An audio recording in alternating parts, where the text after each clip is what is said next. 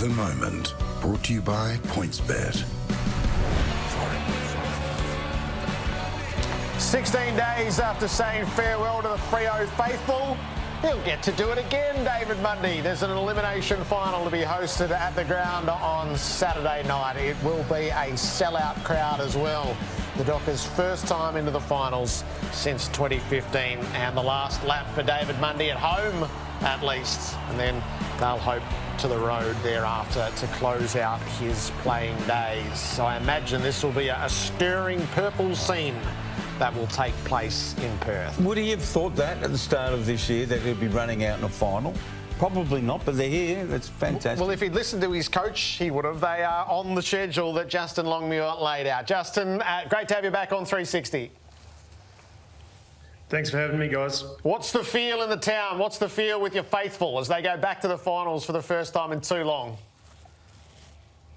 Yeah, it's definitely a buzz around town. Our fans have been really good support all year, but yeah, I've really seen them pick up over the last fortnight and become really excited. It's actually our first home final at Optus Stadium, so I look forward to seeing it packed out in purple this weekend. What's your approach, Justin? You've played in finals, you've experienced it on the Collingwood coaching staff. How have you determined to approach the week?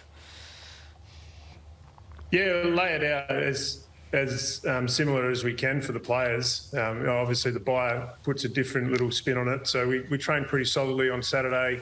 We had 15, 16 players play at Peel, and they had a good win. So, this week will be very similar to what we've set up throughout the year. We want to try and keep things as similar as we can and try and stick to what works.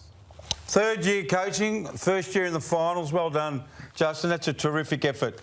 But you're not here to make up numbers. You're not saying to the group, oh, well, we'll see how you go and play well and play hard. I mean, are you dangling a carrot now that it's possible, because we've got to the finals, is it possible to go all the way? No, absolutely. I've not said we're here to make up numbers. We finished two points off second spot on the ladder.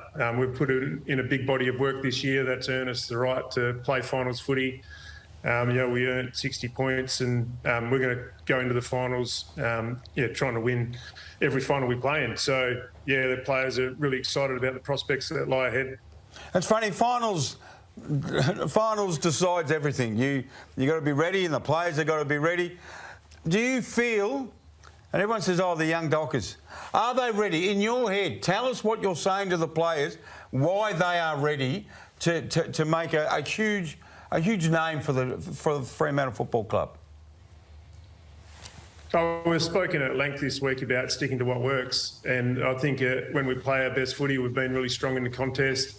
We've been able to score and we've been able to defend the ground really well. So, we've shown consistency in all three phases of the game across the season. So, I think we've probably played some of the best team footy in the comp this year as well, where we haven't really relied on any individuals. We've done it as a collective. So those sorts of things hold you in really good stead come finals. What were your recollections of finals, Justin, in the couple of years that you played them, and what you learnt and what you might impart?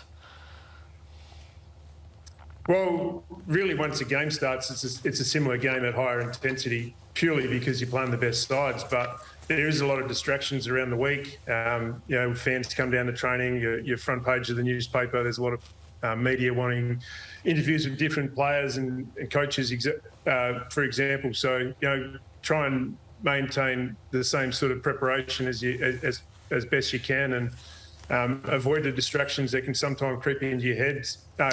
So, spoken a lot about trying to avoid outcome-based thinking and remain really process-orientated. Really, really great coaching performance and playing performance last time you played the Dogs. You took an enormous amount of marks and really robbed the Dogs of what they do really well. Gerard tells me earlier it's going to be a bit wet over there for your game on Saturday night. Does that mean you have to have a major shift in strategy and use of the ball, or is it back to those fundamentals that you were talking about before, about hard at the contest, just get the ball moving forward? Yeah, it definitely does have a bit of an impact on the way you like to move the ball, but still the fundamentals of the game are most important. We weren't good enough in the contest against the Bulldogs last time.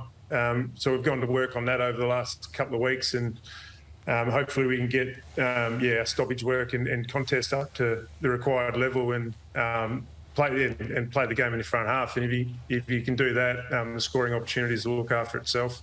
We've got Bailey Smith on film right now. You would have had your spies there at training today. What are they telling you? Suspect he is playing or not playing?